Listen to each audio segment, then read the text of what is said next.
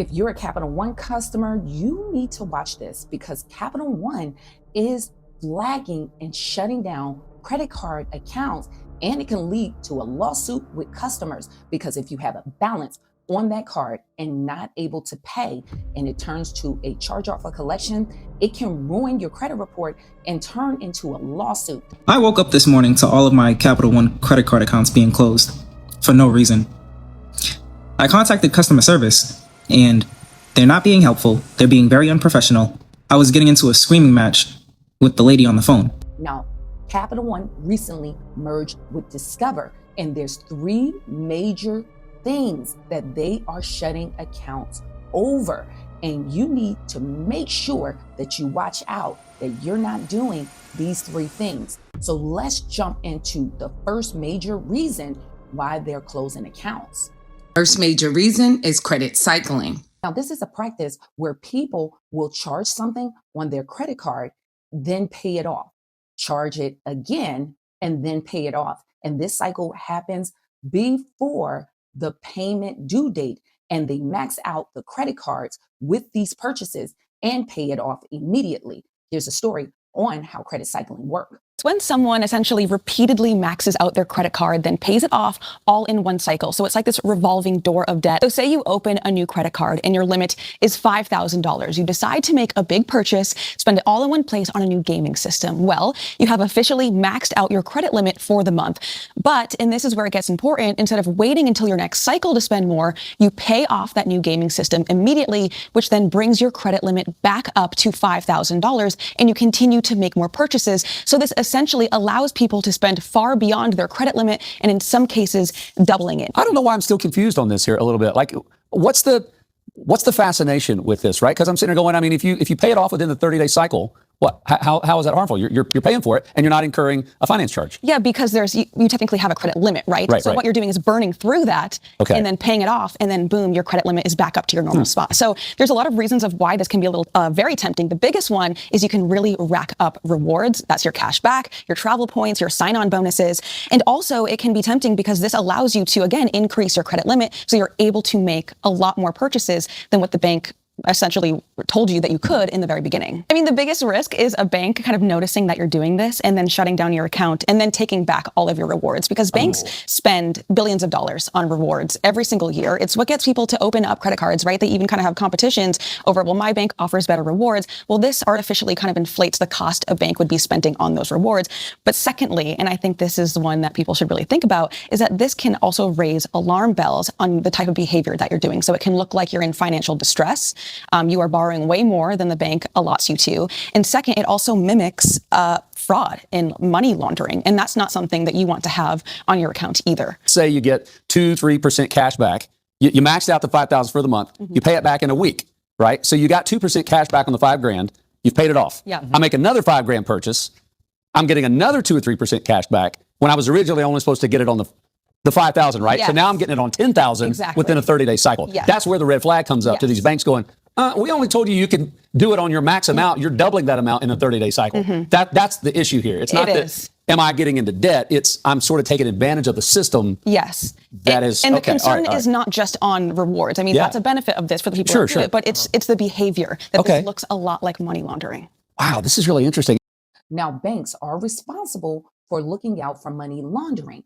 TD Bank had just got hit with a big fine from the DOJ when Joe Biden was in office. And it was one of the top lawsuits that was hit with TD Bank. And so now it leads to other banks being very skittish when it comes down to certain spending habits. And with you maxing out your credit card, paying it off, it looks like suspicious activity and money laundering. So the rest of these banks do not want to be hit with that fine. And so they are shutting down accounts. Additionally, if you have a $5,000 credit card and then you max it out and pay it off, then max it out and pay it off, it looks like you're in financial distress. And if it's a $5,000 credit line, you're actually getting a $10,000 credit line in that month cycle, which you wasn't approved for. Remember, when it comes down to credit card companies with points and rewards, they have all their profit factored in. So if you're using this to get more points or more rewards, they are losing money. So Capital One is quick to shut down your account. Second reason is new negative information on your credit report. Now, many people don't realize if you miss a payment on a credit card just by accident, your other credit card companies will shut your card down if you're not careful, or any new negative information. You may see that you're with a card company and annually they actually pull an inquiry on you. That's checking your other accounts and your credit report to see if you're in any financial stress. So if you miss a payment with another company or you get a collection or a charge off, they feel that you're about to not pay them next. So they want to minimize that loss and they will shut your card down. Capital One is notorious for this. They did this to me in my 20s. I just missed one payment on another credit card by accident. They shut down my account 3 months later. So you want to make sure any new negative information, you dispute it off your credit report. With my elite credit system, users like Greg was able to remove a collection in 12 days. So if you have negative items and you need my help with my credit coaching and AI software, the link is in the description of the video in the pinned comment section.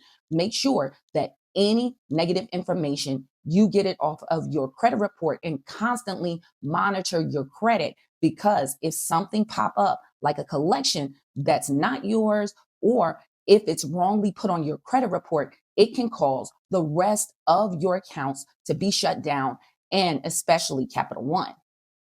The third one is credit card inactivity. I don't know if anyone has dealt with Capital One with this in the past, but I was just notified that my account of 22 years has been closed.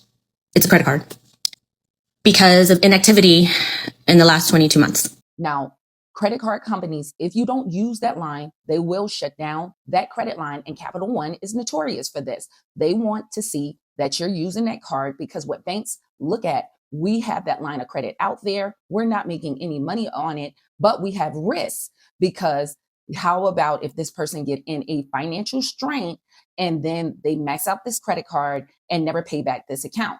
They're trying to actually make money primarily off of interest. So they want you to use the card. The way for you to prevent this, especially if the card has higher interest rates, and with Capital One, they're known to box you in and try not to increase your lines of credit because they don't want you to get better offers from other banks. So many people don't like Capital One like that if you started with them as a starter card and you don't see much growth. So what you can do, like I do with my Capital One card, I just attach my Netflix account and I pay it off every month with the automatic payment. You may every 3 months just get some gas and pay it off. It's not card cycling if you're not maxing out the credit line.